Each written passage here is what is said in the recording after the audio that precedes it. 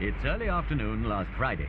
HMS Wilkieston sets out to patrol the narrow waters of Sukarno's Confrontation.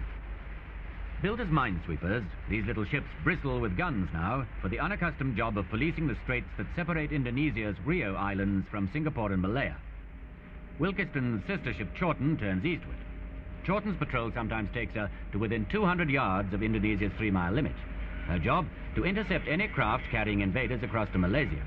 At this point, only 6 or 7 miles separate the Indonesian islands, in the background here, from the vital installations of Singapore. 4:10. Chawton's skipper, Lieutenant Tony Smith, he's 29, spots a junk and decides to investigate. She could be fishing.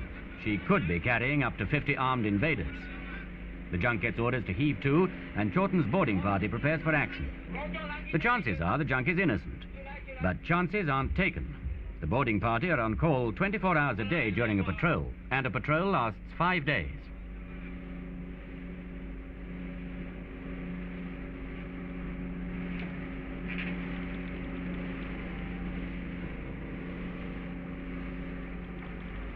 Bren gun cover from the upper deck. A few days before, sister ship Wilkieston had grenades thrown on board her when she closed with a boat. This time Chawton has no trouble. The junk's crew come meekly on board and submit to searching and questioning from a Malay policeman who acts as interpreter and has powers of arrest. Lieutenant David Elliott, who's 26 and in charge of the boarding party, searches the junk with a seaman. All the boarding party carry Sterling submachine guns.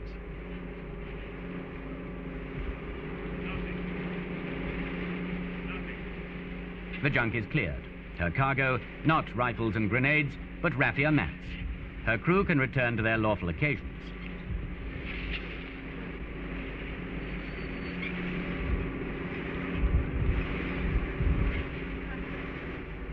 Quarter to 5 in the evening. Chawton's patrol resumed, and rewarded by a fine view of the aircraft carrier Victorious and her main armament of Buccaneer strike aircraft. Victorious carries 25 planes and 8 helicopters. She's just been joined by a bigger carrier, Eagle. The Royal Navy has a larger fleet in these waters than at any time since Korea. Though a very junior member of the force, Chawton's still a formidable opponent for any junk or sampan. As dusk approaches, she tests her twin Orlikans, ready for action in the night.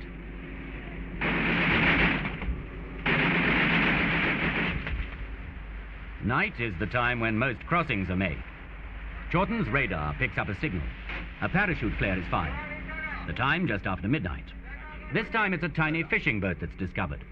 Once again, the checking procedure goes into action.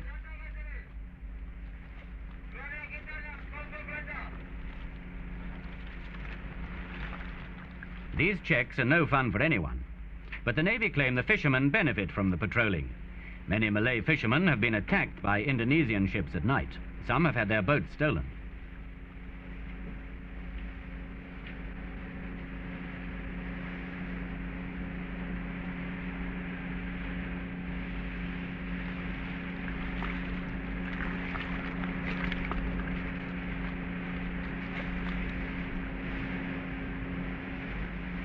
Again, Chawton draws a blank. The fishermen are cleared. 3 hours later, sister ship Wilkieston picked up 2 would-be invaders. And that same night, despite the Navy's vigilance, a group of 20 of Sukarno's tattered vanguard managed to slip through the net.